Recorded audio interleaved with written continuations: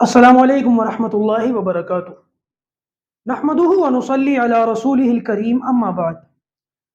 قال النبي صلی اللہ علیہ وسلم: خیرکم من تعلم القرآن وعلمه، او کما قال علیہ الصلاۃ والسلام۔ امید کرتا ہوں کہ آپ تمام ساتھی خیر و عافیت سے ہوں گے۔ الحمدللہ ہمارے عربی کورس کا سلسلہ جاری و ساری ہے، اور آج کی ہماری یہ کلاس اسی سلسلے کی ایک کڑی ہے۔ ہم ہر کلاس کے آغاز میں یہ دعا کرتے ہیں اللہ تبارک و تعالی خیر کے ساتھ ہماری اس کلاس کو، ہمارے اس کورس کو بغیر مشکل کے آسانی کے ساتھ مکمل کرنے کی توفیق نصیب فرمائے۔ دوستوں، جو حدیث میں نے آپ کے سامنے پڑھی ہے اس میں نبی کریم صلی اللہ علیہ وسلم نے ارشاد فرمایا ہے: خیرکم، تم میں سب سے بہتر وہ لوگ ہیں من تعلم القرآن، جو قرآن کو سیکھتے ہیں، وعلمہ، اور پھر اسے دوسروں کو سکھاتے ہیں۔ آپ اندازہ لگائیں کہ نبی کریم صلی اللہ علیہ وسلم نے یہ بات کس سے کہی ہے؟ صحابہ کرام سے کہی ہے۔ صحابہ کرام سے کہا تم میں سب سے بہتر وہ لوگ ہیں جو قرآن سیکھتے ہیں اور دوسروں کو سکھاتے ہیں۔ اب صحابہ کرام اس امت کے اندر ویسے ہی سب سے بہتر لوگ ہیں۔ پوری امت میں سب سے بہتر کون ہے؟ صحابہ کرام۔ جو سب سے بہتر ہیں ان میں نبی کریم صلی اللہ علیہ وسلم اعلان فرما رہے ہیں کہ تم میں بھی زیادہ بہتر، سب سے بہتر وہ ہیں جو قرآن سیکھتے ہیں اور دوسروں کو سکھاتے ہیں۔ قرآن مجید کی اہمیت کا اندازہ اس بات سے لگایا جا سکتا ہے کہ قرآن سب سے بہتر کلام ہے۔ سب سے بہتر کلام قرآن۔ قرآن مجید جس مہینے میں نازل ہوا، رمضان کے مہینے میں، وہ مہینہ سارے مہینوں میں سب سے افضل اور بہتر۔ جس رات میں قرآن مجید نازل ہوا ہے، شب قدر کی رات میں، وہ رات تمام راتوں میں سب سے بہتر۔ اس کے علاوہ جس جگہ قرآن مجید نازل ہوا ہے، مکہ مکرمہ، وہ جگہ ساری جگہوں میں سب سے بہتر۔ اس کے علاوہ جو فرشتہ اس کلام پاک کو لے کر آیا ہے، یعنی کہ حضرت جبرائیل علیہ السلام، آپ ان کا مقام دیکھیں، سارے فرشتوں کے سردار، یعنی کہ سارے فرشتوں میں سب سے بہتر۔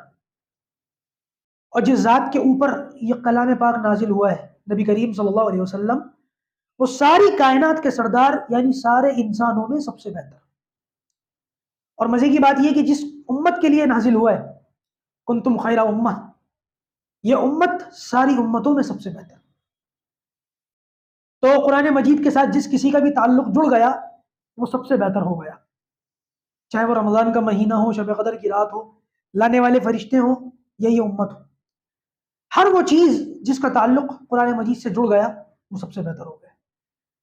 اس حدیث کی روشنی میں، اور یہ سارا جو خلاصہ میں نے آپ کے سامنے حدیث کی روشنی میں بیان کیا ہے، اس کی روشنی میں ہمیں اندازہ لگا لینا چاہیے کہ قرآن مجید کتنی بڑی دولت ہے، اور اس بات کے اوپر بھی افسوس کرنا چاہیے کہ اس دولت کے ساتھ ہم کتنی زیادہ غفلت اور کوتاہی برت رہے ہیں۔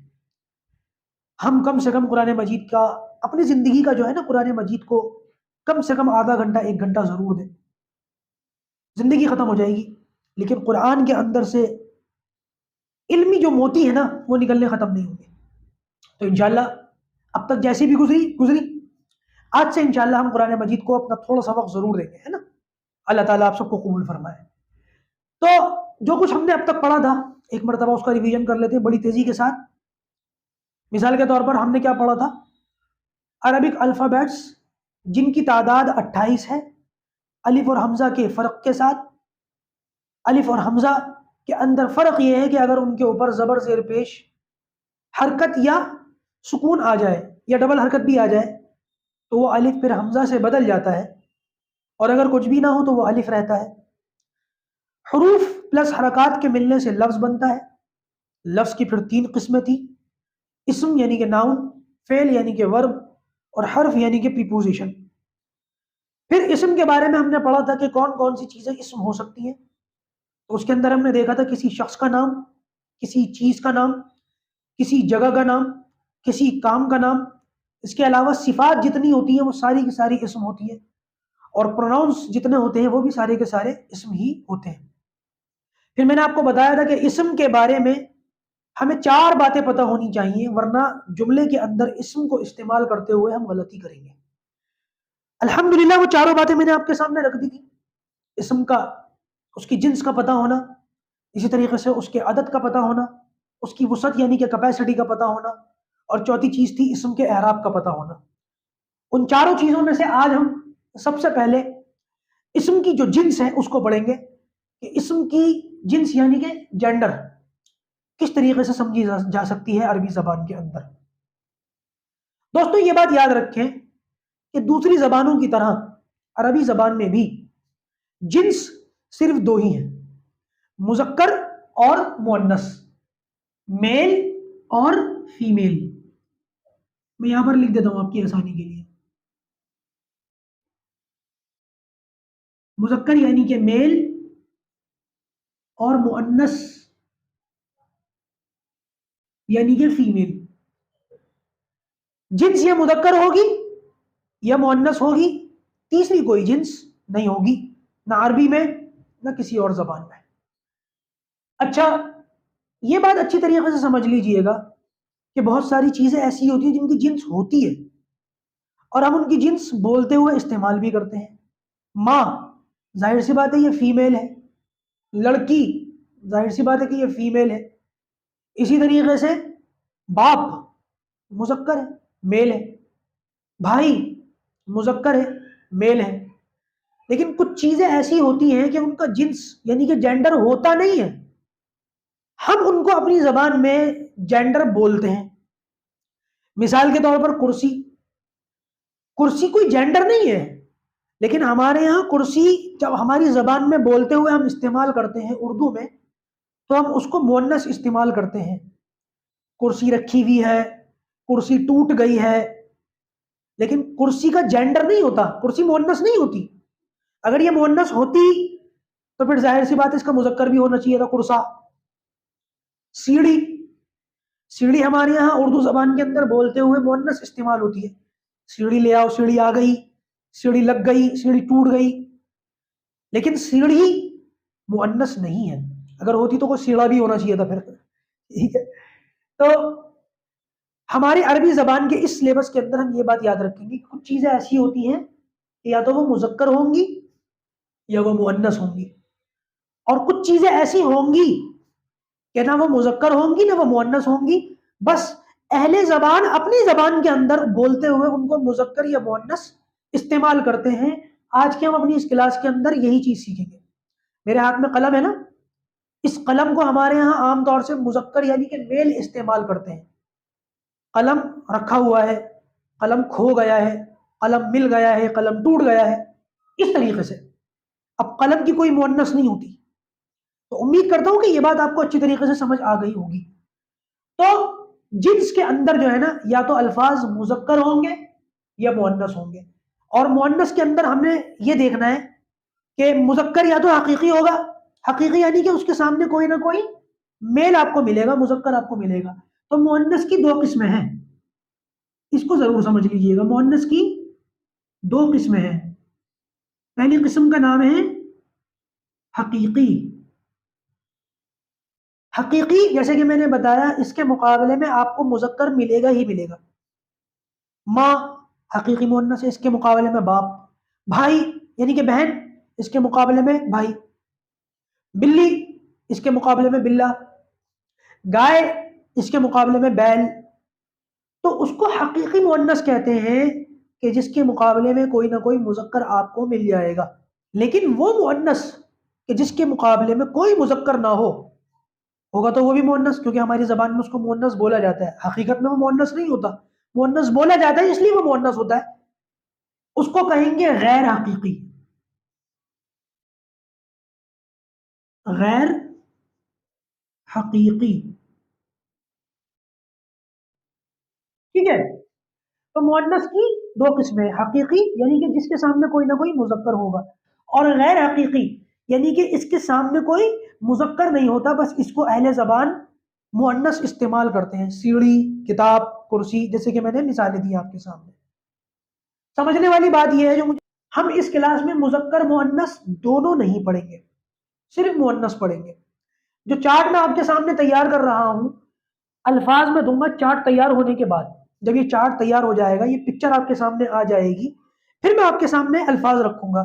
ان الفاظ کو آپ مؤنث کے اس چارٹ کے اندر، مؤنث کی اس پکچر کے اندر رکھ کر دیکھیے گا اگر وہ اس کے اندر آ جاتا ہے تب تو آپ اس کو مؤنث سمجھیں گے، اور اگر مؤنث کے اس چارٹ کے اندر وہ الفاظ نہیں آتے ہیں یا وہ لفظ نہیں آتا ہے تو سیدھا سیدھا آپ اس کو مذکر ڈکلیئر کر دیں گے۔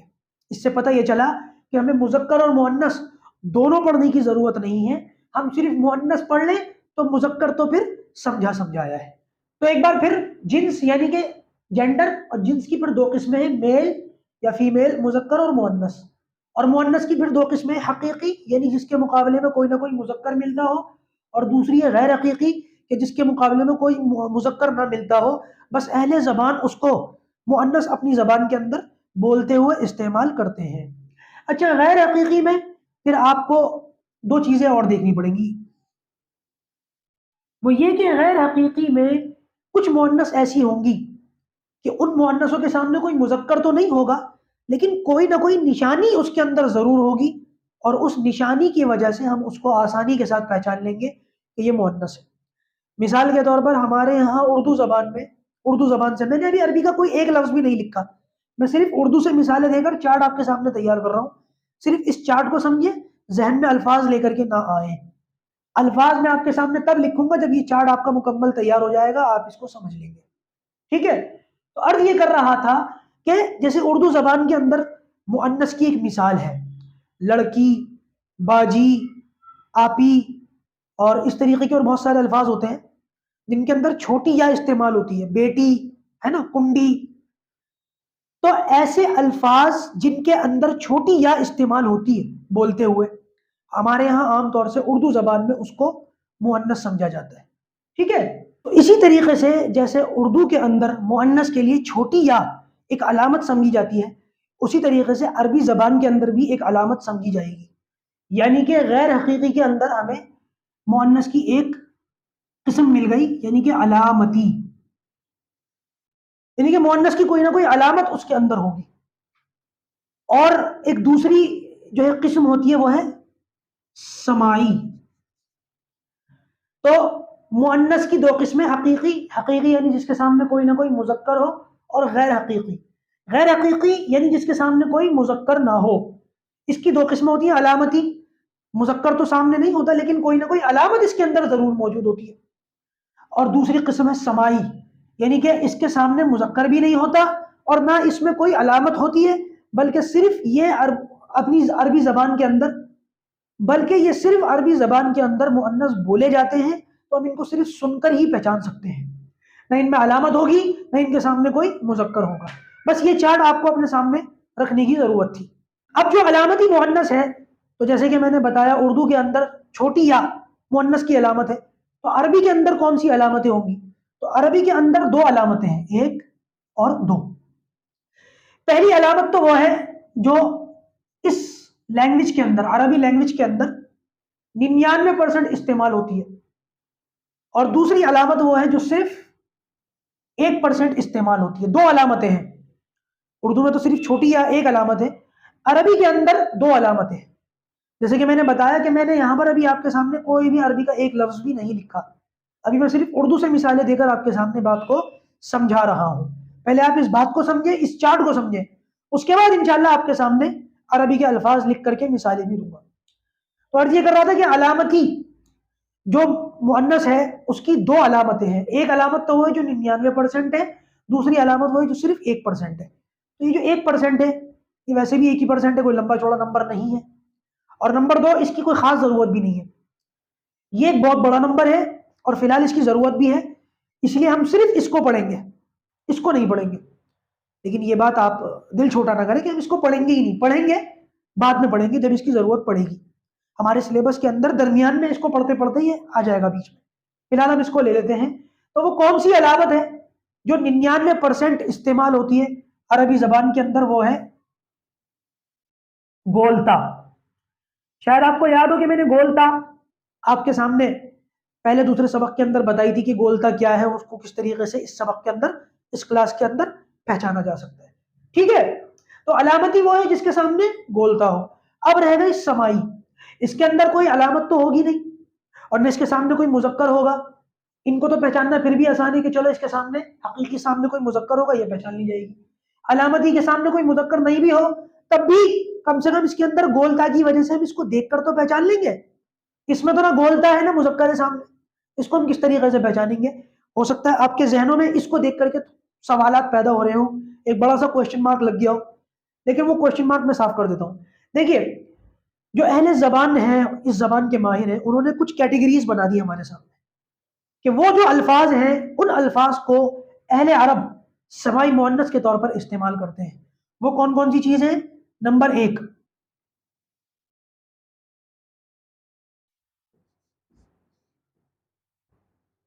हवाओं के नाम।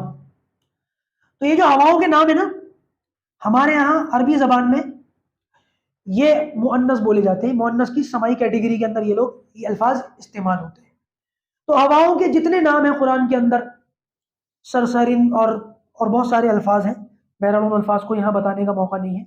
हवाओं के नाम, तो हवा हमारे यहाँ भी मुअन्नस ही बोली जाती है, हवा चल रही है ना। तो सबसे पहली कैटेगरी है समाई की हवाओं के नाम। दूसरी कैटेगरी है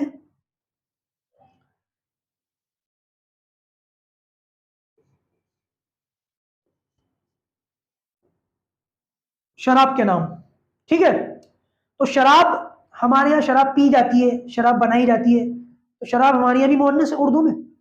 और अरबी के अंदर शराब के जो नाम हैं, खम्र और तिला वगैरह आते हैं, ये अल्फाज भी मुअन्नस बोले जाते हैं। तीसरा,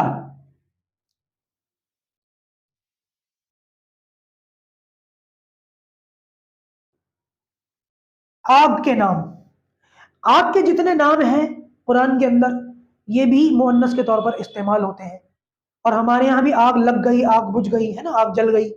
हमारे यहाँ तीनों कैटेगरी, उर्दू के अंदर भी ये मुअन्नस है और अरबी के अंदर भी ये मुअन्नस है। तो हवाओं के नाम हो, शराब के नाम हो या आग के नाम हो, इसको समझाने के लिए कहते हैं कि अगर ठंडी ठंडी हवा चल रही हो और शराब किसी के पास हो तो फिर आग लग जाती है। ठीक है, तो ये तीन कैटेगरीज हैं कि जिनको आम तौर से मुअन्नस समाई के तौर पर अहले अरब इस्तेमाल करते हैं। एक चीज और लिख लीजिए, वो है जिस्म के वो आज़ा जो पैर की शक्ल में है, जो जोड़े की शक्ल में है। मिसाल के तौर पर हमारे पास आंखें दो हैं, ये मुअन्नस है। कान दो हैं, ये मुअन्नस है। हाथ दो हैं, ये मुअन्नस है। टांग दो हैं, ये भी मुअन्नस है। तो जिस्म के वो हिस्से जो पैर की शक्ल में है, यानी कि जोड़े की शक्ल में है, अरबी जबान के अंदर वो भी मुअन्नस इस्तेमाल होते हैं। और वो आज़ा जो पैर की शक्ल में नहीं है, जबान एक ही है, नाक एक ही है, सर ये भी एक है, तो ये अल्फाज मुज़क्कर इस्तेमाल होते हैं। अब नाक हमारे यहाँ मुअन्नस बोली जाती है उर्दू में, लेकिन अरबी में क्योंकि ये पैर नहीं है, जोड़ा नहीं है, इसलिए नाक अरबी में मुज़क्कर इस्तेमाल होता है। हमारे यहाँ नाक बहती है, अरबी में नाक बहता है। और जबान हमारे यहाँ बड़ी तेज चलती है, अरबी में जबान चलता है। तो चौथी चीज, जिस्म के वो आज़ा जो जोड़े की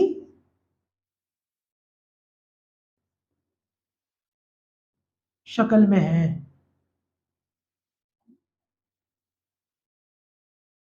तो जिस्म के वो आज़ा जो जोड़े जोड़े की शक्ल में होते हैं। इसके अलावा कुछ और अल्फाज भी हैं जो मुतफर्रिक अस्मा है, यानी कि मुतफर्रिक अस्मा जो इनमें नहीं आते, लेकिन वो भी अरब जो है मुअन्नस के तौर पर इस्तेमाल करते हैं। कुछ और अल्फाज हैं मिसलिनियस, मुतफर्रिक, और वो अल्फाज कौन कौन से वो मैं लिख देता हूं यहां पर। यानी कि शम्स, शम्स अरबी जबान में सूरज को कहते हैं। तो सूरज हमारे यहाँ जलता है, सूरज हमारे यहाँ डूबता है, लेकिन अरब के अंदर सूरज मुअन्नस है। सूरज के अलावा एक लफ्ज और इस्तेमाल होता है अरबों में, समा।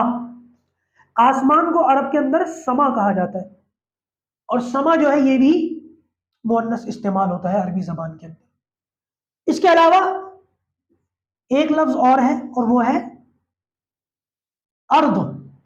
अर्द यानी कि जमीन। जमीन जो है अरबी जबान के अंदर मुअन्नस इस्तेमाल होती है, और उर्दू के अंदर हमारे यहाँ भी जमीन जो है वो मुअन्नस ही इस्तेमाल होती है। और अगर जमीन जरा तेज घूम जाए तो फिर इंसान की जान निकलती है, और जान को अरबी में कहते हैं نفس، اور نفس یعنی کہ جان، یہ بھی عربی زبان کے اندر مؤنث استعمال ہوتی ہے۔ ایک لفظ اور لکھ لیجئے، یہ ہے دار۔ دار عربی زبان کے اندر دار گھر کو کہتے ہیں، اور دار جو ہے یہ بھی عربی زبان کے اندر مؤنث استعمال ہوتا ہے۔ البتہ عربی زبان کے اندر گھر کے لیے ایک لفظ اور استعمال ہوتا ہے، اس کو کہتے ہیں بیت۔ اس کو میں نے بریکٹ میں لکھا ہے تاکہ آپ لوگ اس کو سمجھیں۔ بیت، گھر کے لیے دار اور بیت دونوں استعمال ہوتے ہیں، لیکن دار جو ہے یہ مؤنث ہے اور بیت جو ہے یہ مذکر ہے۔ پوچھ سکتے ہیں آپ کہ دار اور بیت میں کیا فرق ہے پھر؟ تو وہی فرق ہے جو ہوم اور ہاؤس میں ہوتا ہے، ٹھیک ہے؟ لفظ دونوں ایک ہی چیز کے لیے استعمال ہوتے ہیں، جینڈر کا فرق ہے، ٹھیک ہے؟ تو میں ایک مرتبہ خلاصہ آپ کے سامنے دوبارہ رکھ دیتا ہوں تاکہ بات آپ کو سمجھ میں آئے۔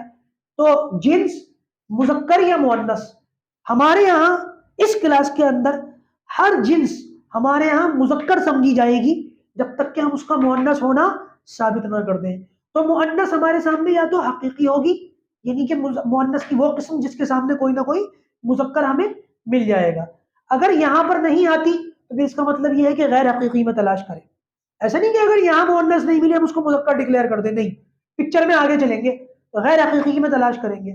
اگر ہمارے پاس جو مؤنث ہے، ہمارے پاس جو لفظ ہے وہ حقیقی مؤنث نہیں ہے تو پھر ہم دیکھیں اس کے اندر گولتا ہے، غیر حقیقی میں علامتی میں جائے گولتا ہے، اگر ہے تو پھر اس کو مؤنث سمجھیں گے، اور اگر نہیں ہے تو پھر سمائی کے اندر آ جائے۔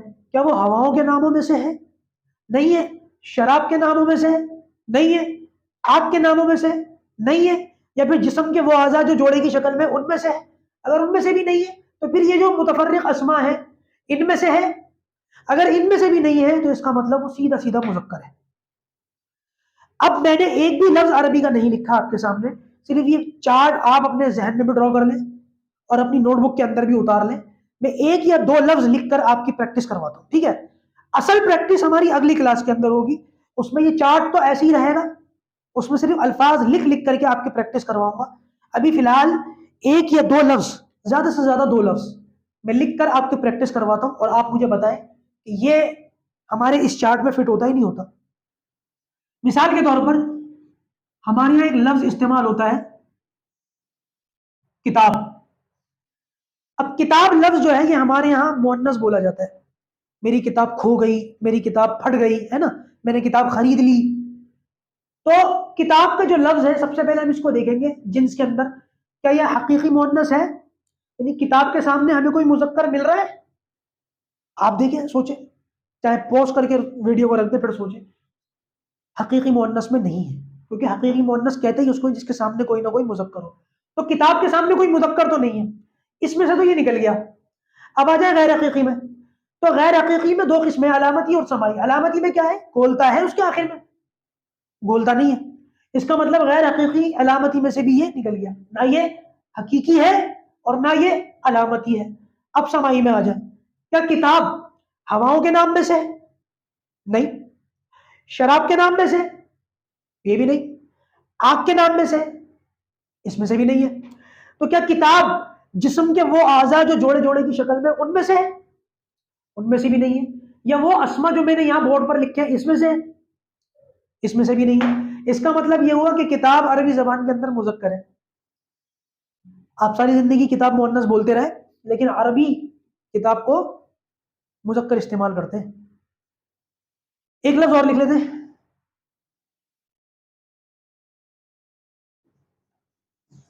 کرسی۔ اس کلاس میں نے کئی بار مثال دیا کرسی، کرسی کی بھی اسی طریقے سے پریکٹس کریں۔ کیا کرسی مؤنث کی حقیقی قسم میں سے ہے؟ یعنی کہ حقیقی کی جس کو کہتے ہیں جس کے سامنے کوئی مذکر ہو۔ اس کے سامنے کوئی مذکر ہے؟ کرسا نہیں ہے، اس کا مطلب حقیقی مؤنث کرسی نہیں ہے۔ غیر حقیقی میں آ جائے، اس کے اندر گولتا ہے؟ نہیں ہے۔ اب اسمائی میں آ جائے، ہواؤں کے نام میں سے؟ نہیں۔ شراب کے نام میں سے؟ نہیں۔ آگ کے نام میں سے؟ نہیں۔ جسم کے وہ اعضاء جو پیر کی شکل میں؟ نہیں۔ یا ان متفرق اسماء میں سے؟ نہیں۔ اس کا مطلب یہ کرسی یہ بھی مذکر ہے۔ اب دیکھیں یہ دو لفظ ہمارے یہاں مؤنث استعمال ہوتے ہیں لیکن کتاب اور کرسی عربی زبان کے اندر مؤنث نہیں ہے۔ ایک لفظ اور لکھ لیتے ہیں، پریکٹس اچھی ہو جائے گی آپ کی۔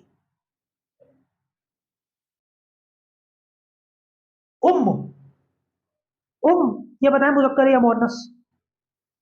اب جن لوگوں کو اس کا ترجمہ پتہ ہے وہ بتا دیں گے، لیکن جن کو ترجمہ نہیں پتا تو ان سے میری گزارش ہے، جب کسی لفظ کو میں یہاں لکھوں بورڈ پر اور آپ کو ترجمہ نہیں پتا، تو پہلے آپ کا کام یہ بنتا ہے کہ آپ اس کا ترجمہ پتا کریں۔ جب تک کسی لفظ کا ترجمہ نہیں پتا ہوگا آپ اس کے بارے میں کوئی فیصلہ نہ کریں۔ ام عربی زبان کے اندر ماں کو کہتے ہیں، ام، تو ماں ظاہر سی بات ہے حقیقی مؤنث ہے، کیونکہ اس کے مقابلے میں کوئی نہ کوئی مذکر باپ مل گیا، ماں کے مقابلے میں باپ مل جاتا ہے۔ تو یہ ہماری چھوٹی سی پریکٹس ہو گئی۔ یہ جو ایکسٹرا الفاظ ہیں ان کو میں ہٹا دوں گا، چارٹ آپ کے سامنے باقی رکھوں گا، باقی اس طریقے کی ساری چیزیں آپ اپنے نوٹ بک کے اندر اتار لیجئے گا۔ یہ الفاظ ہٹا کر انشاءاللہ عز و جل ہم یہیں پر کچھ اور مزید الفاظ لکھیں گے، اس چارٹ کے مطابق پریکٹس کریں گے۔ اس پریکٹس سے فائدہ یہ ہوگا کہ ہماری ووکیبلری بھی بنے گی، الفاظ بھی ہمارے سامنے آئیں گے، اور انشاءاللہ یہ جو سبق ہم نے پڑھا ہے یہ بھی خوب مضبوط ہو جائے گا۔ اللہ تبارک و تعالی ہمارے لیے عربی زبان کا پڑھنا، سیکھنا، سمجھنا آسان فرمائے۔